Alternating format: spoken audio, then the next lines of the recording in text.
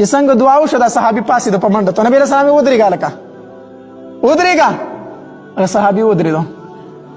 امام مسله بیان کړی د چې جمعات له زیات وخت ورکړي جمعات کې ډېر ټیم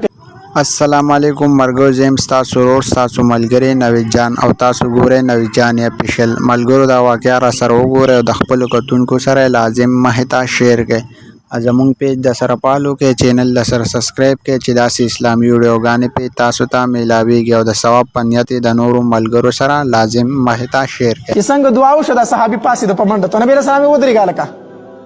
ودرېګا صحابي ودرېدو امام مسله بیان کړی د چې جمعات له زیات وخت ورکړي جمعات کې ډېر ټیم تیروي پتا باندې ستاسو مرګرو شکایت کړي دي چې ته جمعات له زیات ټیم نه ورکای راشي چې موږ نیت تړو زموږ سره ودرېږو چې سلام وکړو او دعا وکړو بیا په منډه وځي د مرګرو ترې وضاحت وکړه ته ولې جمعات له ټیم نه ورکای ای صحابي سر ښکته کو هېڅ یې ونه وي نبي علیه السلام ته بیا تپوس وکړو وی ولې د جمعات نه په منډه وځي ټیم نه ورکای صحابي بیا غلی شو په درېیم ځل یې بیا تپوس وکړو وی جمعات ته ناوخته راځي او بیا سیده وځي ولې صحابي سر ښکته کړی څه وایي نه صحابه پوه شو چې یاره دی شرمیږي څه خبرې پړه کې ده خو وایي نه صحابه کرام د جماعت نه په وتو شو لاړو ووتو چې ټول ووتل نبي علیه صلات وسلام د ځان خوا ته راوغوښتو وی ولې څه مسله ده ما نه 3 پیرې تپوس وکړو تا ماله جواب رانه کو ولې د جماعت نه په منډه وځي صحابي چې سر اوچت کو د سترګو نه یې اوښکې روانې شوې د الله پیغمبره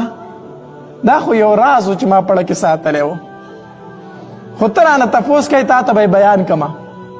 او د مرګرو په مخ کې مې نشو بیانولی شرمېدمه نبي علیه صلات وسلام ورته ولې د الله پیغمبر زما په بدن چې دا کومه جوړه ده که نه دا زما او د ښځې شریکه ده دا زما او د ښځې شریکه ده زمونږ کله بله کپړه نشته دی نو چې کله زه مانځله راځم زه یې واغوندمه او په کور کې مې یو ډوغل کنست دی هغه ښځه مې هغې ته ورکوزه شي خپله پرده وکړي نو زه چې راشم په دې کې مونځ وکړمه بیا په منډه کور ته ځکه ځم چې هغه پکې مونځ وکړي ځکه جماعت کې نشم ایساری دی د الله پیغمبر د مرګرو په مخ کې مې ته نشو ویلی شرمېدم نبي علیه السلام یې ښه دا مسله ده بیا څه ورځې تېرې شوې یو غذا وشوله پای کې ډېر مال غنیمت راغی مال غنیمت پکې ډېر راغی نبي علیه صلات وسلام د دغې نوجوان صحابي کړو ډېر شی کپړې ولېږلې ډېر شی امداد یې ولېږو چې ولېږو دا ښځه شکي شوله چې نبي علیه السلام زما کره ډېرې کپړې راولېږلې د امداد سامان یې راولېږو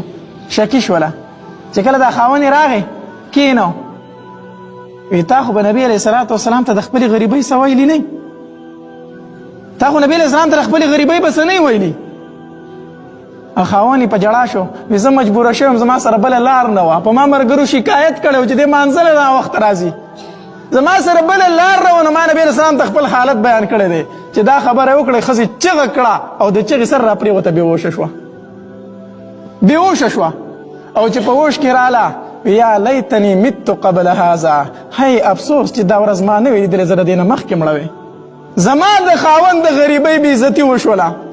زما د خاوند پرده پورته شو په جومات کې زما خاوند بېعزته شو هی افسوس چې زما خاوند نه وی بېعزته شوی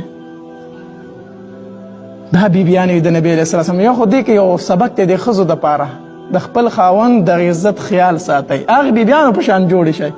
زه به بربنډه ناسته وم خو چې زما د خاوند د غریبۍ نوم بار ته نه وی وتی هی چې دا ورځ ما نه وي لیدلې زه مړه وې او دویم دا چې نبی علیه صلات وسلام فرمایلو جومات لا زیات ټیم ورکړه